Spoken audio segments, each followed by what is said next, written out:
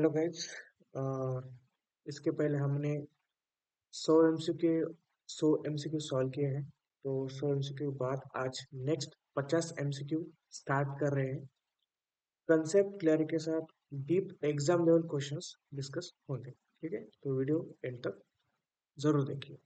चलिए, आज का पहला क्वेश्चन ये है, which alteration would most directly impair sperm capacitation without affecting spermatogenesis? ठीक है, damage of seminiferous epithelium, reduce accessory gland secretion, inhibition of LH release, degradation of Sertoli cells. चलिए, 10 second का टाइमर लेना है। 10 सेकंड में इसका जवाब देना चाहिए। अगर नहीं आए तो ठीक है, अगर आए तो भी ठीक है।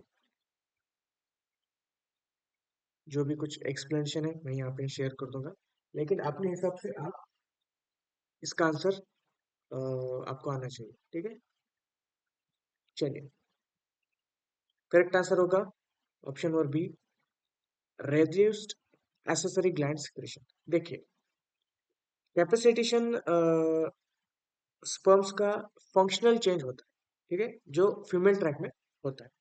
Accessory glands seminal plasma components provide करती है। इनके कम होने से स्पर्म्स सरफेस मॉडिफिकेशन डिस्टर्ब होता है, तो इससे कैपेसिटेशन इम्पेयर होती है।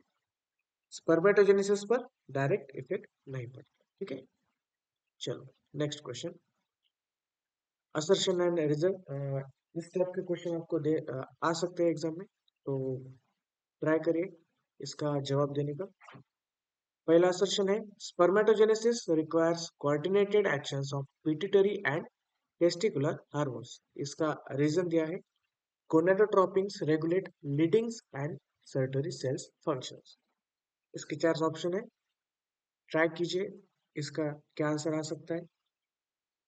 अगर आपको लग रहा है कि वीडियो ज़्यादा ये हो रहा है, फास्ट हो रहा है, तो पॉज करके देखिए। ठीक है,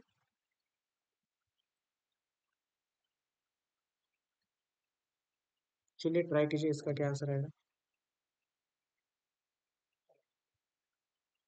ठीक है, मैं इसका आंसर बता दूंगा। Spermatogenesis require coordinated actions of pituitary and testicular hormones. Reason दिया है, gonadotropins regulate Leydig and Sertoli cells function. ठीक है, तो इसका ये आएगा, both A and R true and R explains A. ठीक है, देखिए, स्पर्मेटोजेनेसिस पिट्यूटरी और टेस्टिकुलर हार्मोन्स दोनों पर डिपेंड करता है। एलएच लीडिंग सेल्स को स्टिमुलेट करता है, एफएसएच सर्टोरी सेल्स पर एक्ट करता है। ये दोनों मिलकर स्पर्म फॉर्मेशन रेगुलेट करते हैं, इसलिए रीजन इस असर्शन को एक्सप्लेन करता है। ठीक है, चलिए next, which features of seminiferous tubules most directly supports simultaneous development of germ cells at different stages? ठीक है, narrow lumen, stratified germinal epithelium, thick basement membrane, या फिर association of with ready testis. चलिए, इसका कंसेप्ट देखिए क्या आएगा, try कीजिए इसको सॉल्व करने का। अगर नहीं है तो मैं आपको बता दूंगा। ठीक है, चलिए, इसका आंसर आएगा स्ट्रैटिफाइड जर्मिनल एपिथेलियम। देखिए, सेमनीफरस ट्यूबुल में मल्टीपल जर्म सेल्स लेयर होती है। हर layer different development stage represent करती है। इससे एक ही टाइम पर अलग अलग स्टेजेस पॉसिबल होते हैं। ये अरेंजमेंट स्ट्रैटिफाइड एपिथेलियम के कारण होता है, इसलिए यही करेक्ट ऑप्शन है। ठीक है, चलिए next question, the selective decrease in FSH would most directly compromise. चलिए, क्या बताया, selective decrease in FSH would most directly compromise androgen synthesis, blood testis barrier integrity, nourishment and nutrition sorry maturation of germ cells, या फिर ejaculation reflex. चलिए, माफ कीजिए screen को, देखिए क्या आएगा इसका आंसर, ट्राई कीजिए। Yes, option number C, nourishment and maturation of germ cell. देखिए, एफएसएच जो होता है वो डायरेक्टली सर्टोरी सेल्स पर एक्ट करता है। सर्टोरी सेल्स जर्म सेल्स को न्यूट्रिशन देती है। एफएसएच कम होने से सपोर्ट सिस्टम वीक हो जाता है और जर्म सेल्स मैच्योरेशन सबसे पहले इफेक्ट होती है। एंड्रोजन सिंथेसिस एलएस से ही रिलेटेड होता है। So that's why option number C, nourishment and maturation of the germ cells is the correct answer. चलिए next question. Which condition would result in normal semen volume but reduced fertility due to defective sperm egg interaction? चलिए options दिए हैं। reduced fructose concentration, option B absence of acrosomal enzyme, option C obstruction of vas difference, option D degeneration of epidermis। चलिए क्या पूछा है देखिए एक बार। which condition would result in normal semen volume but reduce fertility due to defective sperm or sorry sperm egg interaction। चलिए try कीजिए। इस level के एग्जाम में क्वेश्चन आ सकते हैं, तो जो भी आपने कुछ पढ़ा है, जो भी कुछ सीखा है, तो यहाँ करने का ट्राई कीजिए। अगर आंसर आ रहा है तो सही बात है, नहीं आ रहा है तो भी ठीक ही है, मतलब इसका एक्सप्लेनेशन मैं दे रहा हूँ। तो ट्राई कीजिए क्वेश्चन सॉल्व करने का। Yes, option number B absence of acrosomal enzymes, क्योंकि semen volume accessory glands control करती है, ठीक है। इसलिए वॉल्यूम नॉर्मल रहेगा, पर एक्रोसोमल एंजाइम्स के बिना जोना पेलुसिडा पेनिट्रेट नहीं होगा। तो स्पर्म एक इंटरेक्शन फेल हो जाता है, तो रिजल्ट इसका क्या आएगा, फर्टिलिटी रिड्यूस हो जाती है, ठीक है। चलिए next question. Which statement best explains why sperms acquire motility after leaving seminiferous tubule. Options दिए हैं।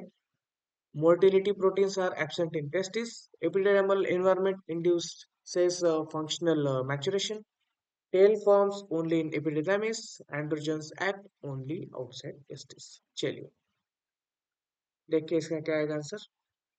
और एमसीक्यू प्रैक्टिस होना चाहिए, एमसीक्यू प्रैक्टिस से ही मतलब आपका जो ये है, आपने जो पढ़ा है, जो भी कुछ सुना है, तो उसका नॉलेज जो गेन कर रहे हैं आप, तो यहाँ पे अप्लाई कर सकते हो, ठीक है। तो एमसीक्यू प्रैक्टिस करना जरूरी है, क्योंकि एग्जाम में जाके बहुत लोगों को ऐसा थरथराहट होगी, घबराहट होगी, और बहुत लोगों का ऐसा होगा कि क्वेश्चंस सब तो आ रहे हैं लेकिन ए एंड बी में कंफ्यूजन हो रहा है, तो ऐसे बहुत चीजें होती है, तो क्वेश्चन प्रैक्टिस करना जरूरी है गाइस।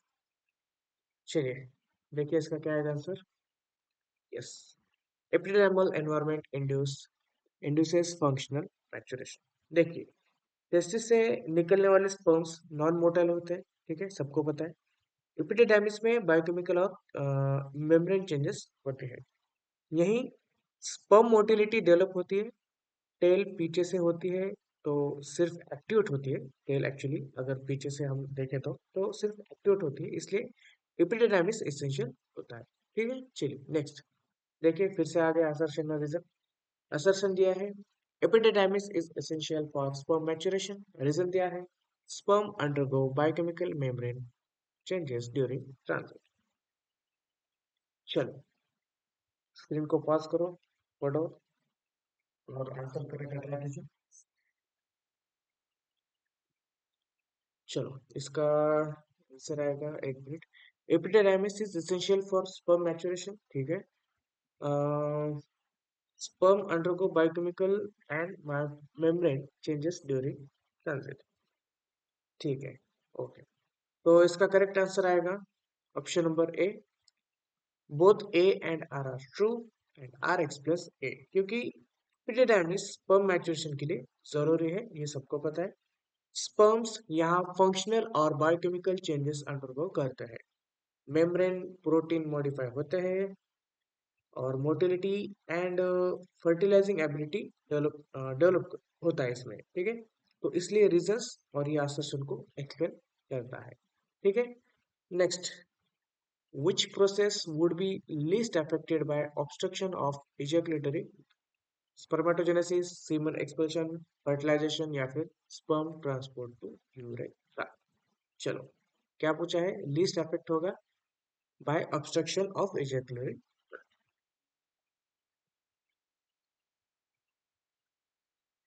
चलो, इजी है।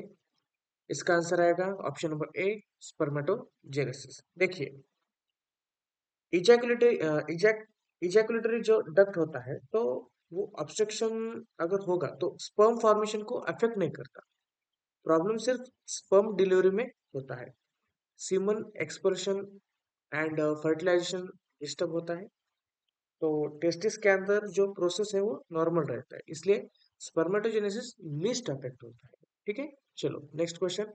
Which cellular events ensures genetic reduction during male gametogenesis? ठीक है, इजी है ये भी। देखिए क्या पूछा है, which cellular event ensures genetic reduction during male gametogenesis? Options दिए हैं, mitotic proliferation, synapsis and crossing over, first meiotic division या फिर सेकंड मेयोटिक डिवीजन। चलो, इसका बताओ क्या आएगा। अगर आपको लग रहा है कि वीडियो फास्ट हो रहा है तो इसको पॉज करो, क्वेश्चन पहले ठीक से देखो, क्या पूछा है वो भी देखो, फिर आंसर ट्राई करने के लिए, मतलब आंसर ट्राई करो। ठीक है। Yes, option number mitotic proliferation, synapsis and crossing over, first meiotic division, second meiotic division. ठीक है, तो इसका आंसर आएगा फर्स्ट मेयोटिक डिवीजन। क्योंकि देखो, मेयोसिस वन में क्रोमोसोम नंबर हाफ हो जाता है और डिप्लॉइड सेल्स हैप्लॉइड बन जाती है। यही जेनेटिक रिडक्शन का मेन स्टेप है। मेयोसिस टू सिर्फ क्रोमैटिड सेपरेट करता है, इसलिए करेक्ट आंसर मेयोसिस वन है। ठीक है। चलो, next.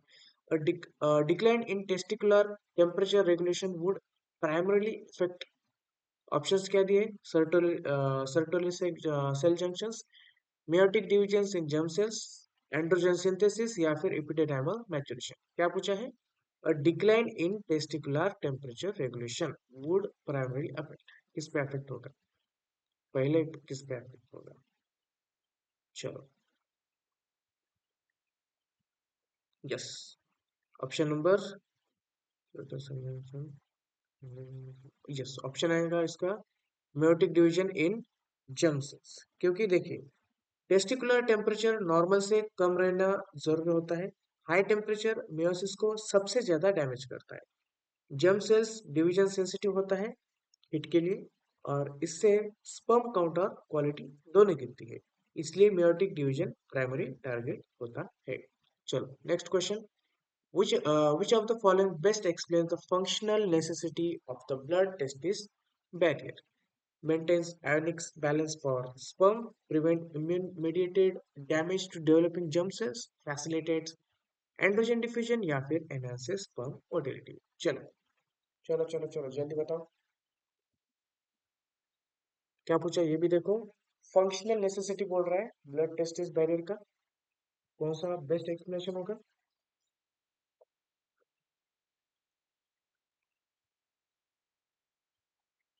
Yes, option number B, prevent immune mediated damage to developing germ cells. देखिए, इसमें क्या आएगा, देखो, अभी हम बात करें ब्लड टेस्टिस बैरियर, ठीक है, तो developing germ cells genetically body से डिफरेंट होता है। ठीक है, इम्यून सिस्टम उन्हें फौरन समझ सकती है, मतलब ऑब्वियसली। तो ब्लड टेस्ट जो होता है, ब्लड टेस्टिस होता है, तो उसका जो बैरियर होता है उन सेल्स को इम्यून अटैक से बचाता है। तो ये बैरियर सर्टोरी सेल्स जंक्शन से बनता है, इसलिए इसका मेन रोल इम्यूनोलॉजिकल प्रोटेक्शन है। ठीक है। चलो, नेक्स्ट। फिर से आया असर्शन एंड रीजन। देखिए क्वेश्चंस क्या है, पूछा है असर्शन रीजन का। असर्शन दिया है, removal of seminal vesicle reduce fertility. Reason दिया है, seminal vesicle secretions provide energy substrate for sperm. चलो, पॉज कीजिए और ट्रैक कीजिए इसका आंसर देने का।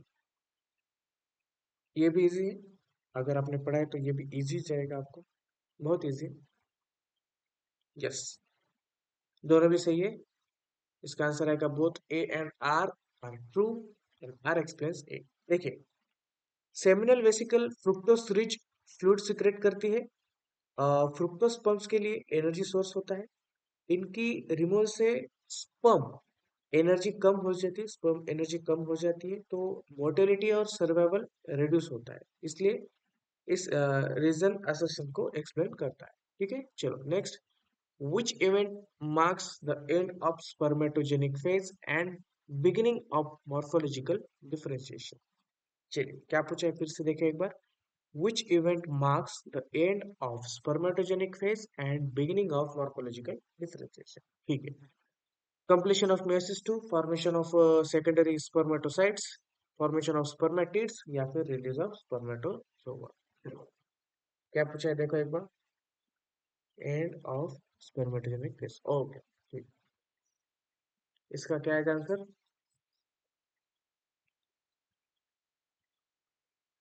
Yes, option number C, formation of spermatids. देखिए, मेयोसिस कंप्लीट होने के बाद स्पर्मेटिड्स बनते हैं. ठीक है, ये बेसिक क्वेश्चन है, आपको इसको टैकल आना चाहिए, इसको आना चाहिए आपको.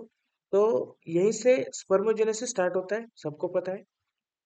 स्पर्मोजेनेसिस में शेप और स्ट्रक्चर डेवलप होता है, तो इससे पहले सिर्फ सेल डिवीजन होता है, इसलिए ये करेक्ट ट्रांजिट पॉइंट है. ठीक है, चलो next.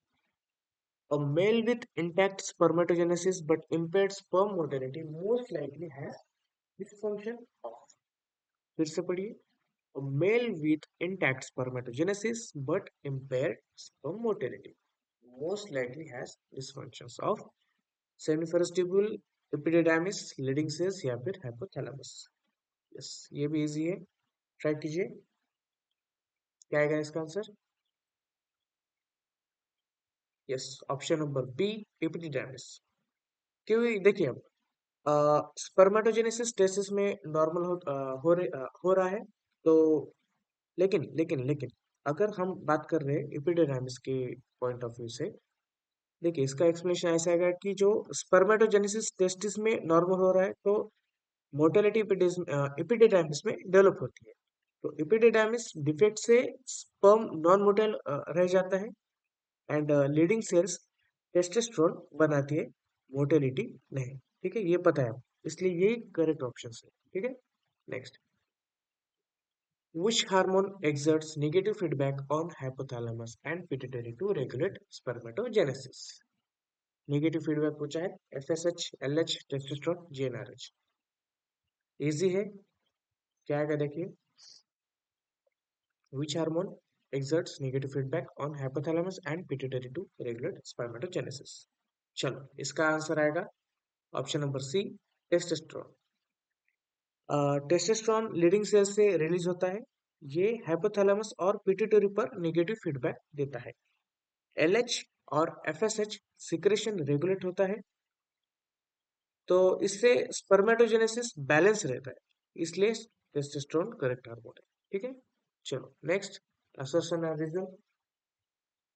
Spermatogenesis involves extensive cellular remodelling, और रीजन दिया है spermatids transform into motile spermatozoa with specialised reason. देखिए,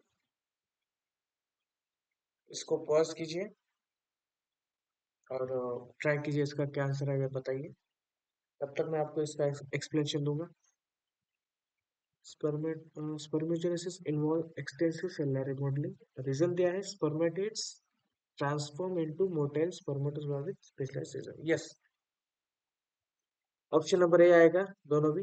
देखिए, स्पर्मेटोजेनेसिस जो है, तो स्पर्मेटोजेनेसिस में स्पर्मेटिड्स मैच्योर स्पर्म्स बनते हैं, हेड, मिड पीस और टेल डेवलप होता है, एक्स्ट्रा साइटोप्लाज्म रिमूव हो जाता है, सेल कंप्लीटली रिमॉडल होता है, इसलिए रीजन इस असर्शन को एक्सप्लेन करता है. चलो next.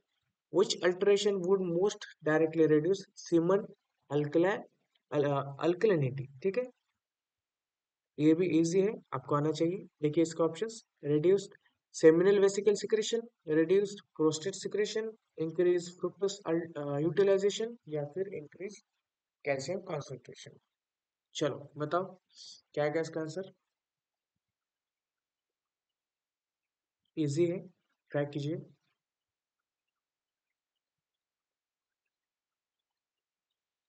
Yes, option number B, reduce prostate secretion. देखिए, प्रोस्टेट फ्लूइड अल्कलाइन नेचर का होता है, ये सीमन का पीएच मेंटेन करता है. प्रोस्टेट सिक्रेशन कम होने से सीमन एसिडिक हो जाता है.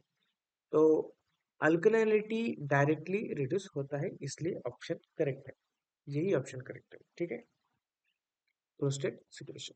चलो next, which structural component of sperm is primarily responsible for zona pellucida penetration?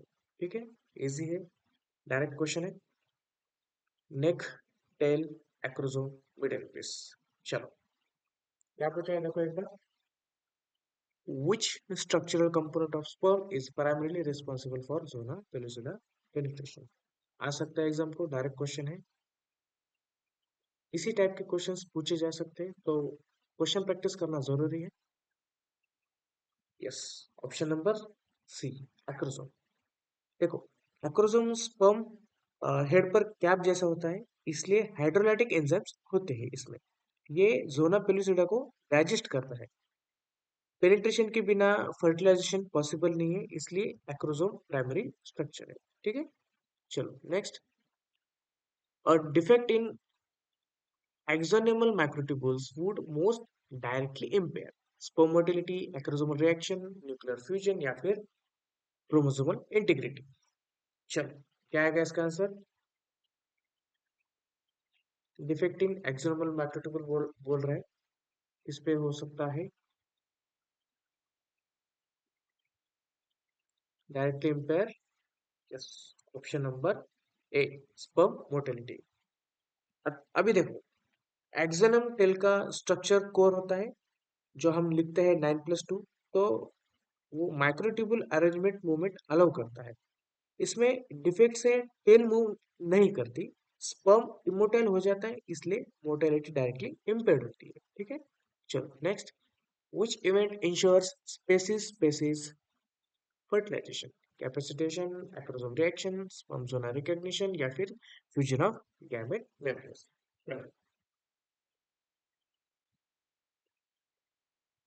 क्या पूछा है, species to species specific fertilization पूछा है, सॉरी। ओके हाँ, तो इसका आंसर आएगा, डायरेक्ट क्वेश्चन है, इसका आंसर आएगा स्पर्म जोना रिकॉग्निशन। देखिए, zona pellucida species specific receptor रखती है, ये सबको पता है, सिर्फ सेम स्पेसिस का स्पर्म बाइंड कर पाता है, इससे रॉन्ग स्पेसिस फर्टिलाइजेशन प्रिवेंट होता है, बाकी स्टेप्स कॉमन होते हैं सब में, इसलिए स्पेसिस स्पेसिफिसिटी यही डिसाइड होता है, ठीक है। ये क्वेश्चन आ सकता है, इंपॉर्टेंट है, हाईलाइट कर लो। Next, assertion reason. असर्शन दिया है, spermatogenesis is a continuous process in human males, और रीजन दिया है, spermatogonial stems cells self renew through the life. चलो,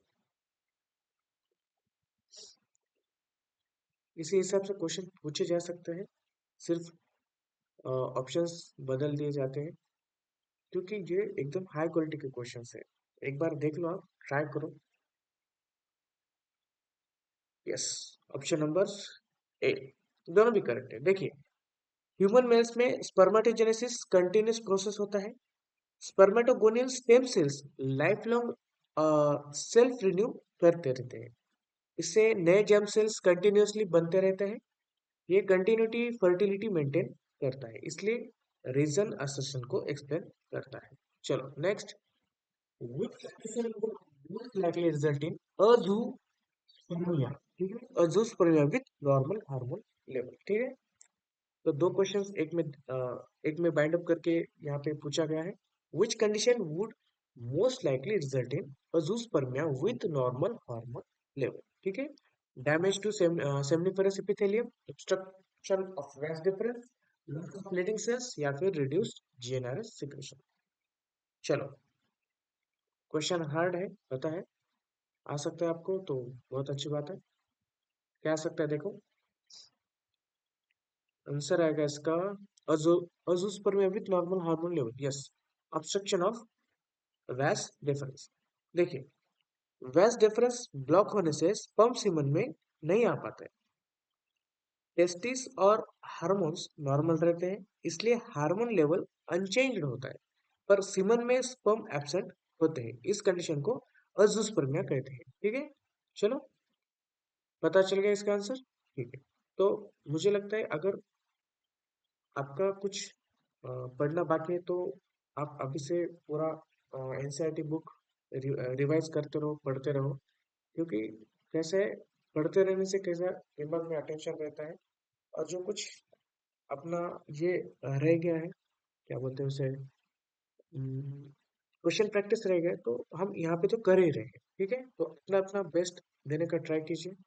यहाँ पे क्वेश्चन प्रैक्टिस हो रही है, जो भी क्वेश्चंस दिख रहे हैं आपको एकदम बेस्ट लेवल के, इसका एक्सप्लेनेशन में आपको प्रोवाइड कर रहा हूँ। ठीक है, तो अगर आपको लग रहा है कि ये क्वेश्चंस के दोस्तों को आपको जैसे हेल्पफुल लग रहे हैं, तो आपको लग रहा है हेल्पफुल, तो आप भी अपने दोस्तों के साथ शेयर कीजिए। ठीक है, चलो next, which change would least affect male fertility. चलो, अन यूनिलेटरल orchidectomy, next है temporary reduction in seminal fructose, C है शॉर्ट टर्म एपिडेर्मल ऑब्स्ट्रक्शन, या फिर डी है complete loss of cerebral cells. चलो, डायरेक्ट क्वेश्चन है, क्या आएगा देखिए। यस, इसका आंसर आएगा यूनिलैटरल ऑर्किडेक्टोमी। देखिए, एक टेस्टिस भी नॉर्मल स्पर्म प्रोडक्शन के लिए सफिशिएंट होता है, मैंने पहले 2 वीडियो में बताया आपको।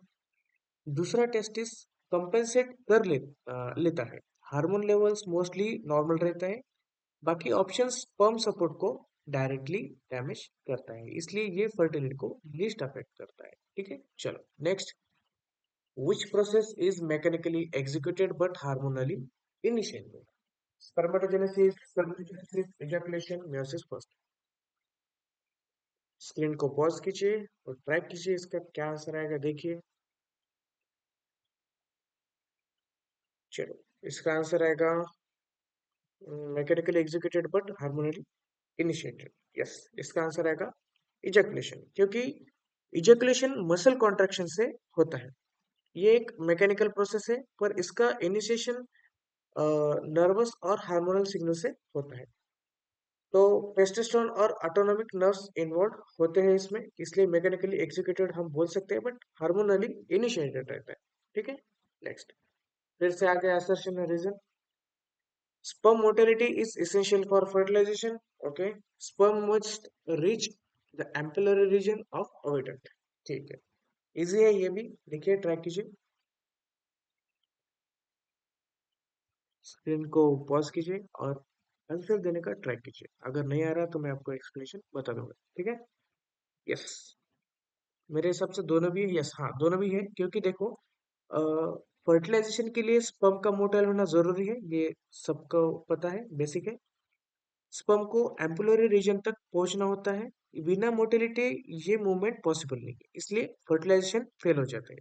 That's why this reason directly association to explain. ठीक है, this explanation. Next, question number 126। Okay, which abnormality would most directly impair fertilization without altering sperm count? चलो, बहुत अच्छा क्वेश्चन है।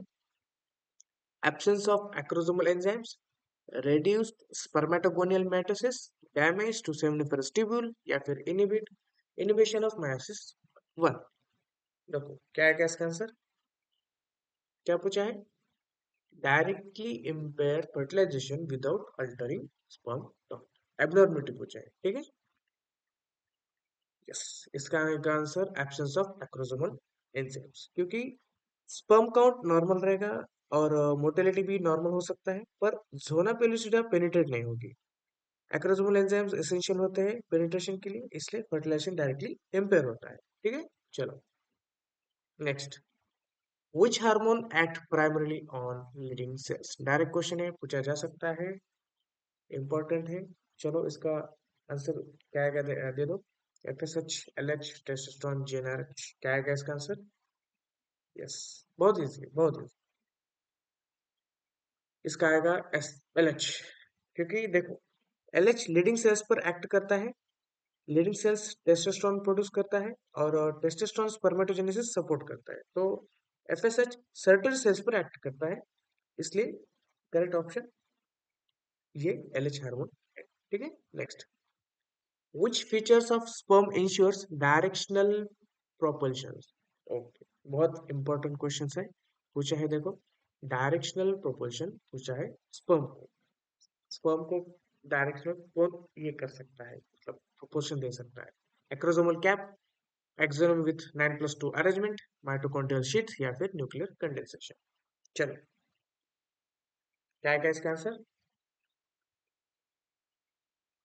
Yes, axoneme with 9+2 arrangement. देखो, एक्सोनोम स्पर्म टेल को core का structure होता है। 9+2 जो हम लिखते हैं तो माइक्रोट्यूबुल पैटर्न मूवमेंट अलाउ करता है। इससे टेल रिदमिक बीटिंग करती है, डायरेक्शनल प्रोपोर्शनल पॉसिबल होता है, इसलिए ये फीचर सबसे इंपॉर्टेंट है। ठीक है, चलो next. Which process contributes most to genetic variation during male gametogenesis? Most to genetic variation, okay, male gametogenesis में spermiogenesis, crossing over during meiosis 1, mitotic proliferation या फिर स्पर्मेशन। क्या आएगा इसका answer? Yes, correct, option number B, crossing over during meiosis 1। देखो, meiosis first में homologous chromosome pair होते हैं, ठीक है। क्रॉसिंग ओवर से जेनेटिक मटेरियल एक्सचेंज होता है, इससे जेनेटिक वेरिएशन इंक्रीज होती है। तो ये वेरिएशन इवोल्यूशन और सर्वाइवल के लिए इंपॉर्टेंट है, इसलिए ये मेन कंट्रीब्यूटर है। ठीक है, चलो next. A male shows normal spermatogenesis and motility but reduced fertilization rate. The most probable defect is, कहाँ पे होगा? Epididymal maturation, acrosomal function, androgen synthesis या फिर sperm plasmid। चलो, क्या है इसका आंसर बताओ? इंपॉर्टेंट क्वेश्चन है, आ सकता है एग्जाम में। Yes, option number B, acrosomal functions। देखो, स्पर्मेटोजेनेसिस नॉर्मल है, स्पर्म मोटिलिटी भी नॉर्मल है, पर फर्टिलाइजेशन रेट कम है। इसका मतलब एक पेनिट्रेशन प्रॉब्लम है, ये क्रोमोसोम डिफेक्ट को इंडिकेट करता है। ठीक है, सिंपल है। Next, which change would most selective impair fertilization without affecting sperm production or motility? Loss of acrosomal enzymes, reduced spermatogonial proliferation, damage to seminiferous tubule या फिर inhibition of meiosis 1। क्या है इसका आंसर? देखो, चलो बताओ, देखो क्या है इसका आंसर, जो पढ़ा है इस पे अप्लाई करो। Yes, loss of acrosomal enzymes, क्योंकि स्पर्म प्रोडक्शन नॉर्मल रहेगा, स्पर्म मोटिलिटी भी अनअफेक्टेड रहेगी, पर जोना पेलुसिडा पेनिट्रेट नहीं हो पाएगी। एक्रोसोमल एंजाइम्स फर्टिलाइजेशन के लिए इसेंशियल होता है, इसलिए फर्टिलाइजेशन सेलेक्टिवली इम्पेयर होता है। ठीक है, चलो नेक्स्ट। असर्शन रीजन आ सकता है, देखो, spermatogenesis is an androgen dependent process, okay, testosterone maintains functional integrity of seminiferous epithelium, okay, ठीक है। चलो, पॉज करो और ट्राई करो इसका क्या आंसर आएगा, तब तक मैं आपको बता दूंगा इसका आंसर। यस, ऑप्शन नंबर ए। देखो, क्योंकि हाँ, स्पर्मेटोजेनेसिस इज ओके ओके, ठीक है। स्पर्मेटोजेनेसिस जो अभी ये पूछा है, spermatogenesis is an androgen dependent process, okay. Spermatogenesis androgen dependent process है। टेस्टोस्टेरोन सेमिनिफेरस इपिथेलियम को मेंटेन करता है। ये जेम सेल्स डेवलपमेंट को सपोर्ट करता है, और टेस्टोस्टेरोन के बिना स्पर्मेटोजेनेसिस रुक जाता है। तो इसलिए ये रीजन जो दिया है एसोसिएशन को एक्सप्लेन। चलो next. Which cellular features of seminiferous tubules allow simultaneous presence of germ cells at different stages? Okay. Presence of interstitial tissue, stratified germinal epithelium, narrow tubular lumen या फिर extensive body blood supply। क्या पूछा है? Which cellular features of seminiferous tubule allow simultaneous presence of germ cell at different stages? तो इसका correct answer आएगा B, stratified germinal epithelium. देखो, seminiferous tubule में मल्टीपल जर्म सेल्स जो होती है, तो उसकी लेयर भी होती है, ठीक है। हर लेयर अलग डेवलपमेंट स्टेज रिप्रेजेंट करती है, इससे साइमल्टेनियस स्टेजेस पॉसिबल होता है। तो ये अरेंजमेंट स्ट्रैटिफाइड एपिथेलियम की वजह से होता है, इसलिए ये करेक्ट आंसर है। चलो next. Sustained decrease in GnRH secretion would first lead to degeneration of seminiferous tubule, reduced secretion of LH and FSH, decrease sperm motility या फिर impaired ejaculation। चलो,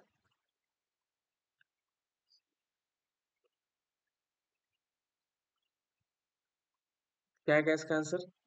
ट्राई करो। Yes, reduce secretion of LH and FSH। देखो, GnRH pituitary को stimulate करता है। GnRH कम होने से LH और FSH पहले कम होंगे, ठीक है। टेस्टोस्टेरोन प्रोडक्शन सेकेंडरी इफेक्ट होगा, तो स्पर्म पैरामीटर्स बाद में अफेक्ट होता है। इसलिए फर्स्ट इफेक्ट गोनाडोट्रोपिक पर होता है, ठीक है। चलो next, which process marks the functional end of spermatogenesis? Direct कुछ क्वेश्चन पूछा है, फंक्शनल एंड पूछा है स्पर्मेटोजेनेसिस का। completion of meiosis 2, formation of spermatids, spermogenesis, spermation। क्या है इसका आंसर? ट्राई ट्राई करो।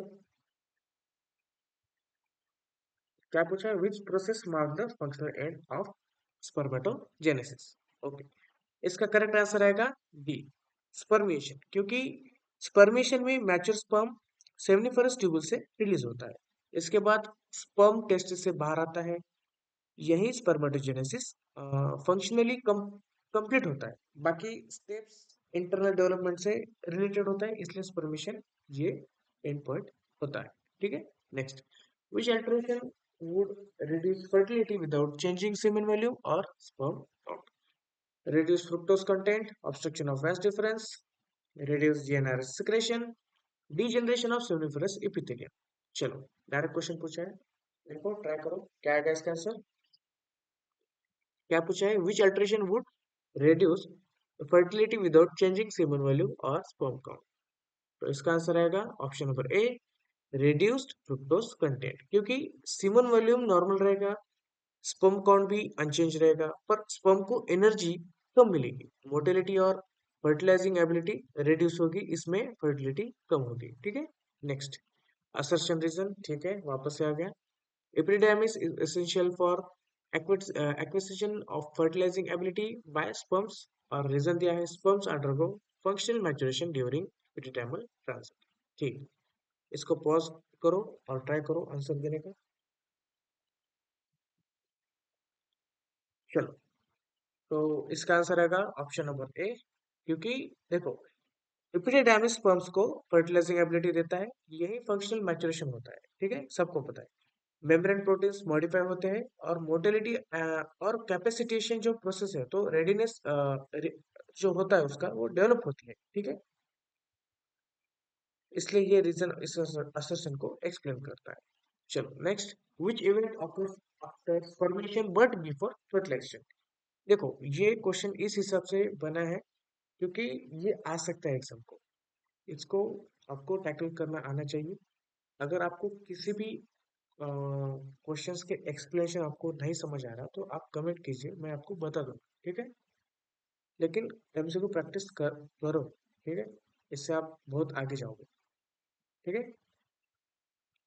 क्या पूछा है देखो, which event occurs after spermiation but before fertilisation? पक्का आ सकता है एग्जाम को, तो इसलिए आपको पढ़ना चाहिए और जो कुछ एनसीईआरटी के जो बुक है उसको रिवीजन करना चाहिए, ठीक है। ये डायरेक्ट क्वेश्चन है, अगर आपको यहाँ पे आ रहे हैं तो एग्जाम में वहाँ पे गड़बड़ हो सकती है, इसलिए क्वेश्चन प्रैक्टिस करना जरूरी है। चलो, इसका आंसर आएगा ऑप्शन नंबर ए, कैपेसिटेशन। देखिए, स्पर्मेशन के बाद स्पर्म फीमेल ट्रैक में कैपेसिटेशन करता है, ये बायोकेमिकल एक्टिवेशन प्रोसेस है, पता है सबको। इसके बिना फर्टिलाइजेशन पॉसिबल नहीं है। मेयोसिस और स्पर्मेजेनेसिस पहले कंप्लीट हो चुका होता है, इसलिए ये करेक्ट इवेंट है कैपेसिटेशन का, ठीक है। चलो next, which structural component of sperm is primarily responsible for energy generation? चलो, acrosome, tail, middle piece, neck। क्या पूछा है? sperm is primarily responsible for energy generation। कौन सा कंपोनेंट है?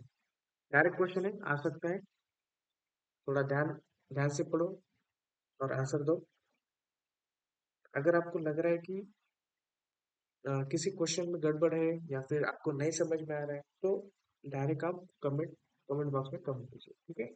डेफिनेटली आपको मैं बेहतर एक्सप्लेनेशन दूंगा। अभी जो ये एक्सप्लेनेशन है, तो ये मिनिमल एक्सप्लेनेशन है, मतलब इतनी जानकारी आपको पता होनी चाहिए, तभी आप एग्जाम में जाके क्वेश्चंस को अटेम्प्ट कर सकते हो, ठीक है। तो और मैं ज़्यादा फास्ट क्यों ले रहा हूँ, क्योंकि आपको क्वेश्चन प्रैक्टिस होनी चाहिए, बहुत कम टाइम होता है एग्जाम में, तो क्वेश्चन प्रैक्टिस यहीं से आप करोगे तो आपको कि वो आदत लग जाएगी। क्वेश्चन प्रैक्टिस करने के बाद इसी लेवल पे आप आ जाओगे तो एग्जाम में आपको ये हेल्पफुल होगा। ठीक है, नेक्स्ट क्या पूछा है, which structural component of sperm is primarily responsible for energy generation. ठीक है, इसका आंसर आएगा option number C, middle piece. क्योंकि मिडिल पीस में माइटोकॉन्ड्रिया प्रेजेंट होता है, माइटोकॉन्ड्रिया एटीपी जनरेट होता है, जनरेट करता है। एटीपी स्पर्म मूवमेंट के लिए बहुत जरूरी है और एनर्जी के बिना मोटिलिटी पॉसिबल नहीं है, इसलिए मिडिल पीस एनर्जी सेंटर है। चलो next, a male with normal spermatogenesis but blocked epididymis would most likely show, चलो, reduce testosterone, azoospermia, normal semen volume without sperm या फिर reduce chromosomal enzymes। क्या है इसका आंसर? चलो चलो बताओ। यस, अगर आपको लग रहा है फास्ट है तो वीडियो पॉज कीजिए और आंसर कीजिए। चलो इसका मैं आंसर बता दूंगा। इसका आंसर रहेगा option number C, normal semen volume without sperms.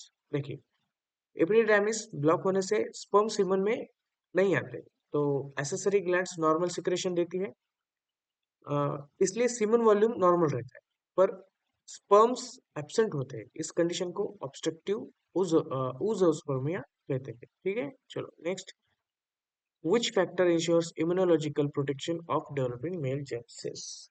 देखिए, बहुत अच्छे लेवल के क्वेश्चन है।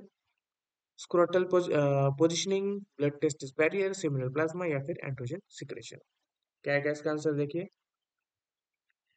क्या पूछा है, which factor ensure immunological protection. Okay, ठीक है, तो इसका आंसर आएगा option number B, blood testis barrier. देखो, developing germ cells genetically unique होता है, इम्यून सिस्टम उन्हें फौरन मान सकती है, तो ब्लड टेस्टिस बैरियर उन सेल्स को इम्यून अटैक से बचाता है। ये सर्टेन सेल्स टाइट जेन सेल से बनता है, इसलिए इम्यूनोलॉजिकल प्रोटेक्शन इंश्योर करता है। ठीक है, आई थिंक ये रिपीट हो गया, लेकिन ठीक है, आना चाहिए आपको। असर्शन रीजन दिया है, spermatids are haploid cells. Reason दिया है, they are formed after completion of meiosis 2। ठीक है, पॉज कीजिए और देखिए क्या आएगा इसका आंसर।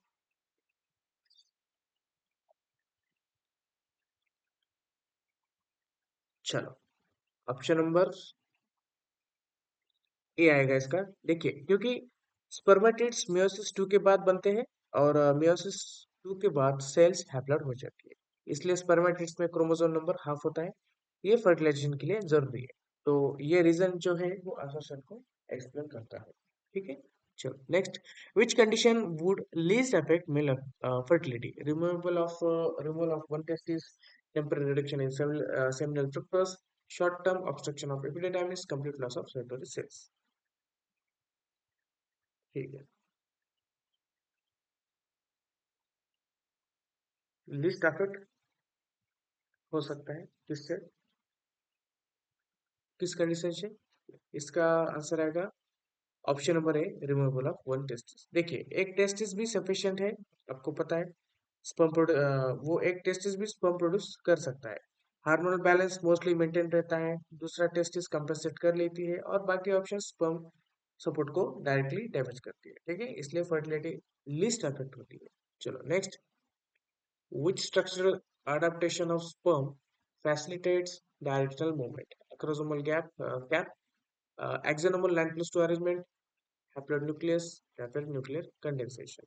ठीक है, आई थिंक ये भी थोड़ा सा रिपीट हुआ है, लेकिन ठीक है, इसका आंसर आएगा एक्सोनोमल 9+2 अरेंजमेंट। क्योंकि 9+2 माइक्रोट्यूबुल स्ट्रक्चर टेल मूवमेंट अलो करती है, ये रिदमिक बीटिंग क्रिएट करता है, इससे स्पर्म फॉरवर्ड डायरेक्शन में मूव करता है और डायरेक्शनल प्रोपल्शन पॉसिबल होता है। ठीक है, इसलिए ये मेन स्ट्रक्चरल अडेप्टेशन। चलो next, which hormone exerts negative feedback on hypothalamus and pituitary in males. ठीक है, ये अलग क्वेश्चन है। यस, पहले का अगर आपने वीडियो पहले से देखा होगा तो इसमें नेगेटिव फीडबैक का एक और क्वेश्चन था, लेकिन इसमें थोड़ा सा चेंज किया हुआ है। क्या पूछा है, विच hormones exerts negative feedback on hypothalamus and pituitary in males. ठीक है, FSH, LH, testosterone, GnRH. Easy है। चलो, क्या है इसका आंसर? टेस्टोस्टेरोन। देखो, टेस्टोस्टेरोन लीडिंग सेल से सिक्रेट होता है। ये हाइपोथैलेमस और पिट्यूटरी पर नेगेटिव फीडबैक देता है। एलएच और एफएसएच सिक्रेशन रेगुलेट होता है। तो लेस स्पर्मेटोजेनेसिस कंट्रोल में रहती है, इसलिए करेक्ट ऑप्शन ये है। Next, assertion reason. Spermatogenesis involves extensive cytoplasmic remodeling और रीजन दिया है excess cytoplasm is shed to produce streamlined sperm. Video को पॉज करो और ट्राई करो क्या है इसका आंसर। यस, इसका आंसर आएगा ऑप्शन नंबर ए। देखो, क्योंकि स्पर्मेजेनेसिस में एक्सटेंसिव साइटोप्लाज्मिक रिमॉडलिंग होता है, ठीक है, आपने अगर पढ़ा होगा एनसीईआरटी में तो ये है लाइन। एक्स्ट्रा साइटोप्लाज्म शेड हो जाता है, स्पर्म स्ट्रीमलाइन और लाइट बन जाता है, इससे मोटिलिटी इंक्रीज होता है। That's why this reason association को क्लियरली एक्सप्लेन करता है। चलो next question, which abnormality would most likely reduce fertilization despite normal sperm motility? Defective zona binding proteins, reduce mitochondrial number, shorten trail या फिर लो sperm count। Direct question है, आ सकता है exam में। देखिए क्या पूछा है, which abnormality would most likely reduce fertilization despite normal sperm motility? Okay. इसका आंसर आएगा option number A, defective zona binding proteins. देखो, स्पर्म मोटिलिटी जो है वो नॉर्मल होती है, पर जोना पेलोसिडा बाइंडिंग फेल हो जाती है, एक रिकग्निशन स्टेप कॉम्प्रोमाइज हो जाती है, तो इससे फर्टिलाइजेशन नहीं हो पाता। इसलिए जोना बाइंडिंग प्रोटीन्स क्रिटिकल प्रोटीन्स में इसका रोल क्रिटिकल रोल होता है, ठीक है। Next, which events during male gametogenesis contributes most to genetic recombination? Okay, आ सकता है, मोस्ट इंपॉर्टेंट क्वेश्चन है आज का। which event during male gametogenesis contribute to most to genetic recombination? Mitotic proliferation, crossing over during meiosis one, spermogenesis, spermation. Yes, correct. Option number B, crossing over during meiosis one. देखो, meiosis में हमने देखा है, meiosis first में homologous chromosome pair होते हैं और crossing over से जीन एक्सचेंज होता है, ये सबको पता है। इससे जेनेटिक रिकॉम्बिनेशन होती है, वेरिएशन जनरेशन के मेन सोर्स होता है, इसलिए ये करेक्ट आंसर है, ठीक है। Next question, decrease in FSH secretion would directly affect.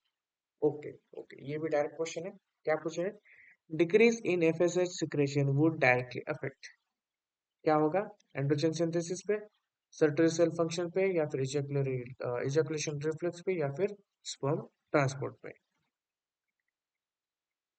आ सकता है एग्जाम में, देखो। यस,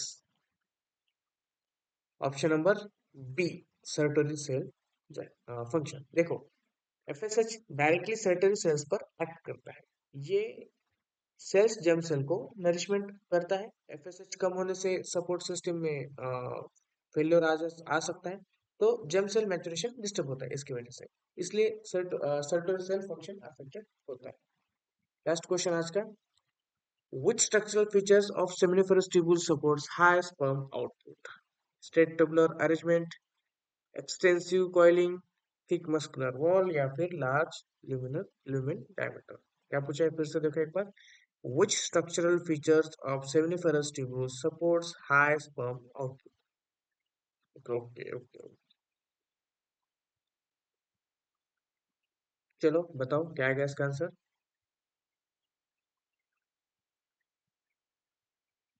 हाई स्पर्म आउटपुट पूछा है। Yes, option number B, extensive coil. देखो, सेमनिफरस ट्यूबुल्स बहुत ज्यादा कॉइल्ड होता है, ठीक है, अगर आपने कहीं पे पढ़ा है तो मतलब आपको एनसीईआरटी में पढ़ा है तो आपको याद आएगा। तो कॉइलिंग से सरफेस एरिया इंक्रीज होता है, ज्यादा सरफेस एरिया मतलब ज्यादा स्पर्मेटोजेनेसिस, इससे स्पर्म आउटपुट हाई होता है, इसलिए एक्सटेंसिव कॉइलिंग इंपॉर्टेंट फीचर्स है। तो इसका आंसर आएगा option number B, extensive coiling, ठीक है। तो आज यहीं पे रुकेंगे। आज हमने 50 क्वेश्चन को सॉल्व किया है। अगर आपको ये सही में हेल्प कर रहा है वीडियो, तो आपने जो बडीज है, अपने दोस्त है जो ट्राई कर रहे हैं एमबीबीएस के लिए, नीट यूजी का प्रिपरेशन कर रहे हैं, तो उनके उनके साथ ये वीडियो जरूर शेयर कीजिए, ठीक है। चलो मिलते हैं नेक्स्ट वीडियो में। Thank you.